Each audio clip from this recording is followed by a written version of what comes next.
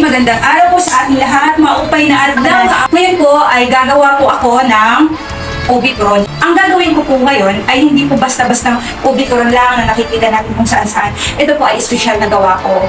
Kasi pagka gumagawa talaga ako nito, napakadami nakakain ng mga anak ko, lalo-lalo na yung panganay ko. Business din, isang post ko lang, napakadami na po nag-order sa akin. Kaso hindi ko siya araw-araw palagi ginagawa kasi gumagawa din po ako ng cake. Nag-customize din po ako ng cake. Anong business ang pwede kong gawin? Wala naman akong gamit sa bahay. Kahit wala kang ubit. Ito yung malagkit. Malagkit po siya. Ito, malagkit na bigas. Nilagyan ko na po siya ng 2 basong tubig. Nilagyan ko na muna siya. Pinugasan ko na din siya. 2 can Alaska. Itong Alaska po kasi, pag ito pong ilagay nyo po sa mga niluluto nyo, lasang-lasa po yung gatas. Kapag nagluluto po kasi ako, mas maraming gatas, mas masarap. Kaya po yun talaga ang sikreto ko. At ayoko ng ibang gatas kasi i-compare ko na siya sa Alaska. The best po talaga siya. Masarap po siya, manamis-namis, ganyan po. Gata. Gata ng nyog.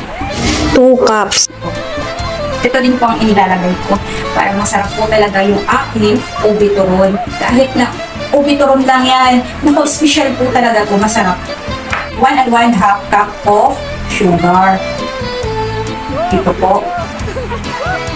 Pinagsasama-sama ko na po yung aking ingredients bago ko po isalang. Parang niluluto ko po siya kasama na po mga ingredients ko. At syempre, hindi po mawawala ang aking condense. Kahit kalahati lang po siya na condense. Kasi masarap po siya, malinamnam po kapag lagyan po natin ng condense ang ating mga niluluto. Masarap po siya talaga. Kahit simple lang. Ganito po ang aking ginagawa. Ilalagyan ko po siya ng maraming gatas kasi mas masarap pag maraming gatas. Siyempre, hindi po mawawala sa atin yung konting-konting asin. Pang-agaw tamis po. Nilagyan ko po siya ng konting asin po. Ubi flavored. Nabibili po ito kahit saan po sa supermarket. Tingin nyo lang po ito, hanapin nyo lang to. Ubi flavored po siya. Ang nilalagay ko po, 2 kutsaritang ubi flavored. Ayan po. Wala po kayong gagamiting gamit sa bahay na mamahalin o gano'n. Kahit simpleng gamit nyo lang sa bahay, makakapagluto po kayo kahit na wala pa kayong ganong gamit. Ito po, pwede na po itong i-business nyo kahit na maglaan lang kayo ng 1 o 2 oras, gawin nyo to, tapos ibenta nyo. Kahit ilabas nyo lang sa bahay nyo, kapag matikman po ito ng mga kumakain, I'm sure po na babalik at babalikan nila po itong ubituron. Isasalang na po natin. So guys, ito na po ang ating sinaing. Luto na po ang ating sinaing na malagkit. Niluluto muna po siya. Para siyang sinaing. Parang kung paano kayo magsaing, ganun din po ang aking malagkit na ubituron. Ang gagawin nyo po dito kapag niluluto nyo ito, huwag nyo pong hahayaan na kumukulo lang siya. Kailangan nyo pong hinahalo-halo dahil hindi natin maiiwasan yung ilalim nito ay masusunog. Then pagka sa tingin nyo ay kulang pa sa tubig, magdadagdag na lang po kayo. Unti-unti kayong magdadagdag ng tubig hanggang sa maluto na siya. Kung sa tingin nyo ay luto na, ito ay hanguin nyo na po agad dahil matututong po ang ilalim. Sayang po. Babalot na po natin ang ating turon. Ubituron po ito. Muusok-usok po. Babalot na po natin siya. Siguro ang ginagawa ko po, mga 2 kutsara po. Ayan po. Ganyan po siya. Ang ginagamit ko po dito yung Eden cheese kasi kapag Eden cheese po ang gamitin, sobrang masarap po siya. Medyo maalat-alat. Hindi tulad ng ibang cheese kasi pinano ko compare ko na. Sa tagal ko na pong gumagawa ng ubituron. Alam ko na po yung kung anong pinakamasarap. Kasi noon kasi hindi ko po alam kung anong dapat kong lagay ng ingredients. Kaya mga ilang beses po pa kasi ayaw ko nila sa nagawin ko. Parang ganun. Ito pong turon ko na to, masasabi kong iba sa pagmamahal kasi itong ingredients talagang hindi liquid. Gawa po kasi kayo ng pagkain. Huwag niyo pong pipiperin yung mga ingredients niya kasi pag once na tinipid niyo po, ang customer po niyan, hindi na po babalik sa inyo. Ganyan po. Isang order lang po yan. Hindi na ulit babalik yan, hindi na ulit susubok. Kasi sasabihin nila, ay, hindi naman masarap yun eh. Ang sa susunod na gagawin ko, ilalagay ko po ang cheese sa gitna. Sa gitna po. Tapos, ibabalot ko po ng ganyan. Ganyan. Ganyan po siya. Tapos, tutupiin ko po yung dalawang gilid. Dalawang gilid po. Tupi. Hanggang i-roll po siya. I-roll. Ganyan. Tapos, lalagyan ko po siya ng tubig. Ito po, sa susunod yung kamay ko, ididikit ko po siya dito sa gilid. Ayan po. Ayan na po siya. Ayan. Ito na po siya. Dalawang kutsara. Ilalagay. Ang bintahan ko po dito, 12 isa. Bali 12 isa. Pero, ang sa iba kasi, pwede ko na po siyang ibenta ng 15 kasi hindi naman po siya tinipid sa mga ingredients. Kaso, gusto ko, hindi manghalan yung customer ko. Ako nang nag-adjust. Hindi naman ganun kalaki ang tubo ko, pero at least kapag marami po ang mag-order sa inyo, malaki na din po ang kita. Hindi tulad po ng, kunyari, mahal, pero wala namang bibili. Kunti lang ang bibili sa inyo pagka mahal po. Masyado. Ayan, ipalat natin. Ito ang aking abiton. Nilalagay ko lang po siya sa rec. Once na may nag-order na sa akin, tsaka ko na po siya niluluto. Kasi gusto kong mainit po yung aking turon, i-deliver ko sa customer. Ngayon, ang ginagawa ko muna siya ng gabi. Para kinabukasan, at may mag-chat na sa akin, na order sila ng auditor, lulutuin ko na lang, pipretuhin ko na lang sila para ang ibibigay ko po ay mainit. Kasi pagka once na malamig po ang turon, hindi po siya masarap. Kaya mainit po talaga ang i-deliver ko sa customer ko. Pagka hindi naman madami mo lulutuin nyo, lagay mo muna sa rep, tapos pagkakakain na ulit kayo, magprito kayo, ganun lang. Ito na po siya. Tapos na po. Pipritohin na po natin. Ayan guys, ito po ang ginamit kong wali kasi medyo malalim po siya. Kapag malalim po ang gagamitin nyo, damihan nyo po ng mantika para hindi nyo na po babaliktad. Mabilis na po siyang maluto kapag ganito po siya kumukulo. Once na kumulo na po yung mantika, tsaka na po natin ilalagay ang ating obituron.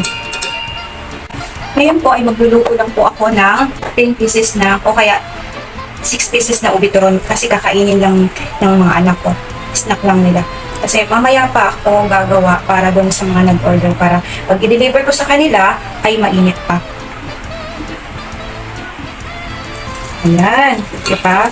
Mabilis po siyang maluto once na ang mantika ay kumukulo na. Bago nyo ilagay ang turon.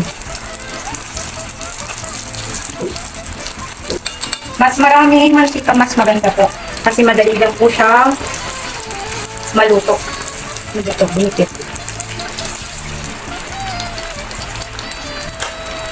Luto na po ito.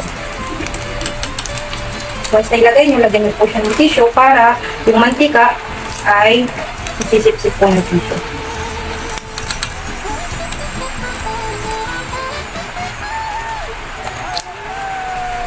Mabilis lang po siyang gawin. Hirap ng buhay, gumawa po tayo ng paraan para kung paano po tayo kikita, paano po tayo makakatulong sa mga asawa natin. Sa simpleng turon na po, alam ko makakatulong po ito sa inyo. Sa recipe na binigay ko. So, ayan, luto na. Luto na po siya. Hindi po siya po pwedeng sobrang lutong-luto, baka iba ng lasa, mas uling pa yung wrapper niya. Masarap kasi yung ganitong golden brown na. Oops! Lumabas ang ating cheese. Ayan. Ayan, luto na ang ating obituron. So, ayan po, naluto na po natin ang ating obituron. Ito ay ilalagay na natin dito kunyari sa lagayan, paganyan. Mas maganda, mas malaking lagayan ang gamitin nyo. Ito, hindi naman po pang benta sa amin. Okay, papakita ko lang kung paano i-assemble siya. Tapos, lagyan nyo po siya ng sauce. Yung sauce na ginamit ko, ito din po yung ginamit ko dun sa ubi palitaw. Medyo palaputin nyo lang po. Yung sa ubi palitaw, dapat matigas yun kasi yun ay palaman. Ito sauce lang po siya. Ang sauce ay ilalagay ko lang po sa gilid. Kunting sauce lang po siya. Saka natin, ganyan. Lagyan natin ng ribbon. Mas magandang may ribbon. Para attractive po siya. Pero mas maganda, Kung kapitbahay nyo lang naman, plastic na lang para hindi ganun ka magastos. Kasi mas mahal po ito eh, lagayan mas mahal. Pwede naman plastic na lang. Ayan. Nag-request po yung customer natin na pagandahin dahil regalo po. Ayan, ganyan po. Hindi pong sticker para maganda din. Ayan. Mayroon na po tayong pasalubong sa ating mga mahal sa buhay. Kung saan na tayo pupunta, pwede na po itong po. At saka kung sakali, may mga bisita kayong parating, meron kayong ipapais-snack kasi nasa rep lang po ito. Pag may tao, saka nyo lang po lulutuin. Sana po nagustuhan niyo po ang aking pituron. Na-share ko po sa inyo ang aking recipe. At makakatulong po ito sa inyo. Sa gustong hiramin ang aking mga picture at pwede nyo po itong ipang post sa inyong mga FB at panimula nyo. Pwede nyo pong dalawin ang aking Facebook, Hasmin Kabigkes. Ayan, hiramin nyo lang po ito at makakatulong po ito. Thank you and God bless po sa ating lahat. Shoutout po muna natin ang lahat ng mga nagko-comment dito sa aking YouTube channel. Shoutout natin si Ma'am Victoria Cristal. Ang sabi niya masarap po kahit hindi ko pa natitingnan. Napakasarap po yan kahit hindi nyo pa po natitikman, talagang the best ang lasa nitong kamote cake. At syempre, shoutoutin po natin si Josepina Jimenez. Nanonood po ako, wow, ang sarap naman. Napakasarap po niyan. At syempre, shoutout din po natin si Ma'am Leia Rapol. Paboritong palaman ko po yan. At isi-shoutout po natin ang nag-comment na si Milagrosa Blenda Villamor. Thank you for sharing. Napakasarap po ito, ma'am. Itong ating sapin-sapin sa latik. At shoutout din po natin si Ma'am Josepina Jimenez. Sana po mapili niyo po ako mabigyan ng food processor. Matagal ko na gustong magkaroon ng ganyan, please. Sige po, ma'am. At sana isa po kayo sa mapalad na mapili. At syempre, isi-shoutout natin si Emily Diaz. Ito ang masarap na peanut butter kasi di masyadong pino, may crunchy effect. Salamat. At si Ken Velasco, wow, gagayahin ko yan. Salamat sa patuloy na pagkukomment dito sa aking YouTube channel. Thank you and God bless po sa ating lahat, mga kawaray.